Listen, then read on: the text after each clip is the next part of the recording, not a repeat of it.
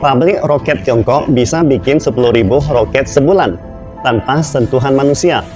Roket pandu presisi jarak jauh yang mewakili misil jelajah dan misil balistik karena memiliki kemampuan menembus pertahanan musuh yang tak tergantikan.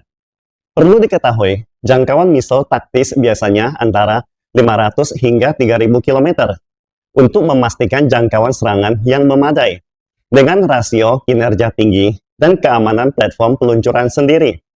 Oleh karena itu, memainkan peran pembuka jalan dalam peperangan modern, menghancurkan dan menekan target bernilai tinggi, memberikan dukungan yang kuat untuk tindakan pertempuran berikutnya dari berbagai cabang militer sendiri, seperti tentara pesawat, kapal permukaan, pasukan lapis baja, dan lain sebagainya. Bila kita meninjau beberapa perang setelah berakhirnya Perang Dingin, tuntutan untuk jumlah stok dan kapasitas produksi misil presisi jarak jauh bagi negara yang terlibat dalam konflik semakin tinggi. Sebagai contohnya, dalam Perang Teluk dan Perang Kosovo, pasukan AS menghabiskan 2.000 hingga 3.000 misil jelajah berbagai jenis masing-masing. Dalam Perang Rusia-Ukraina yang sedang berlangsung saat ini, pasukan Rusia telah menghabiskan 3.000 misil jelajah dan misil balistik berbagai jenis. Mungkin ada netizen yang bertanya, apa sih arti tingkat penggunaan seperti ini? Mari kita periksa terlebih dahulu persediaan kedua belah pihak, AS dan Rusia. Pertama-tama, Rusia dalam kategori misil taktis konvensional dengan jangkauan 500 hingga 3.000 km. Pasukan Rusia terutama dilengkapi dengan misil balistik, misil jelajah dari seri Iskander, misil jelajah seri Kaliber, misil jelajah seri Onyx, misil jelajah KH-101, misil jelajah Dagger hypersonic, dan berbagai jenis model yang sangat beragam, dengan total stok sekitar 4.000 unit. Setelah pecahnya Perang Rusia-Ukraina, jumlah produksi tahunan meningkat dari 300 unit menjadi sekitar 1.100 unit. Sekarang, mari kita melihat AS. Dalam kategori misil taktis konvensional yang setara, pasukan AS terutama dilengkapi dengan misil jelajah Tomahawk, seri BGM-109, rudal jelajah jarak jauh dengan kemampuan udara ke udara, seri JASSM, misil anti kapal NSM dengan total stok sekitar 6.000 unit hingga 7.000 unit. Produksi tahunan sekitar 600 unit dan diperkirakan akan meningkat menjadi 1.000 unit pada tahun 2026. Tentu saja, produksi dapat meningkat dengan signifikan selama periode perang, tetapi tidak pasti seberapa banyak. Dengan demikian, dengan aset misil presisi jarak jauh saat ini, baik AS dan Rusia dapat menghadapi konflik lokal berukuran sedang seperti Perang Teluk atau Perang Kosovo, di mana jika lawannya adalah negara kecil tanpa bantuan luar, dan perang berlangsung selama beberapa bulan, tidak akan menghadapi masalah.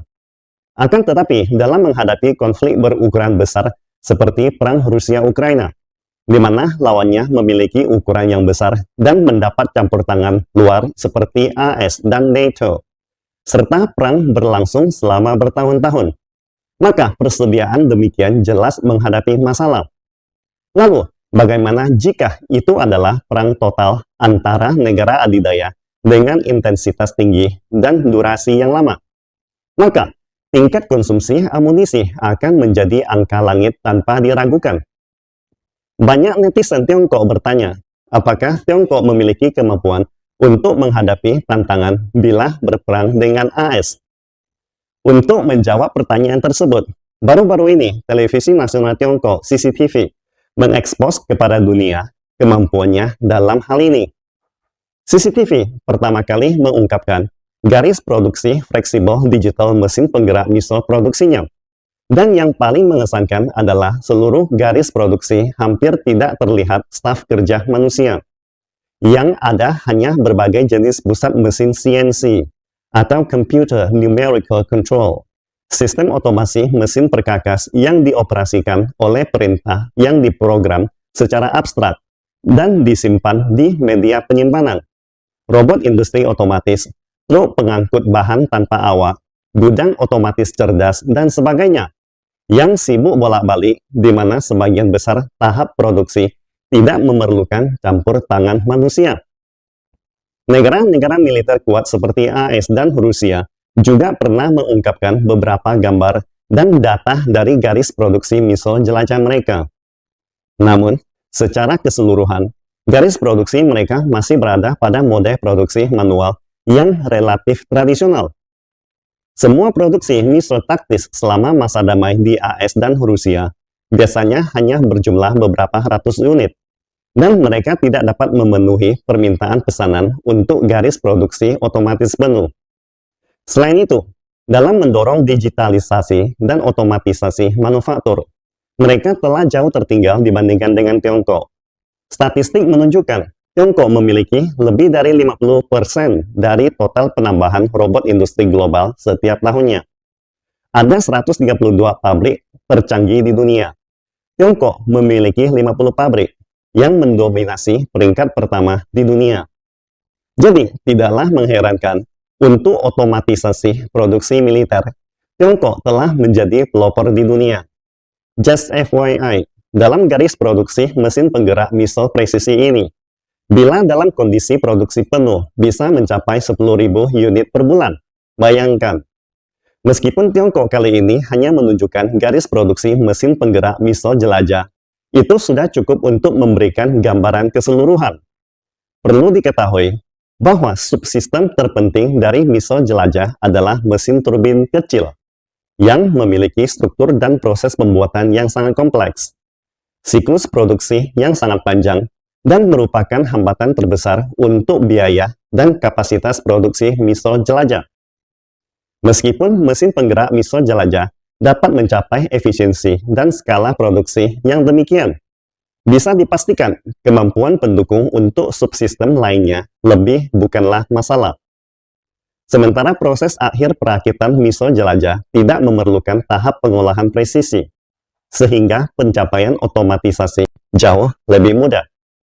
Tampaknya, Tiongkok telah benar-benar mampu mencapai apa yang dinyatakan oleh mantan Perdana Menteri Uni Soviet, Nikita Khrushchev, kepada mantan Presiden AS Richard Nixon pada saat itu, membuat roket seperti membuat sosis. Walau pada kenyataannya, kemampuan produksi roket Uni Soviet pada saat itu masih jauh dari Amerika, apalagi dibandingkan dengan membuat sosis. Jika dalam konflik Israel-Palestina, Hamas bergantung pada pembuatan roket tangan untuk berperang melawan Israel. Di samping itu, hingga sekarang, salah satu alasan utama perang Rusia-Ukraina belum juga berakhir. Hal ini berkaitan dengan jumlah roket jarak jauh yang mampu dibuat oleh Rusia sangatlah terbatas. Ada pepatah Tiongkok yang mengatakan, "Fan shao yong shi fang hen shao." Artinya, kamu akan menyadari bahwa amunisi tidak pernah cukup ketika kamu membutuhkannya. Kesimpulannya, Tiongkok telah memetik pengalaman dan pelajaran dari konflik Rusia-Ukraina, mempersiapkan diri sepenuhnya. Hanya dengan begitu, Tiongkok baru dapat bertahan dan tak terkalahkan dalam menghadapi tantangan di masa depan. Pastikan Anda subscribe dan follow akun ini, supaya senantiasa mendapatkan info terbaru tentang teknologi terkini AI berkaitan. Salam Indonesia Maju!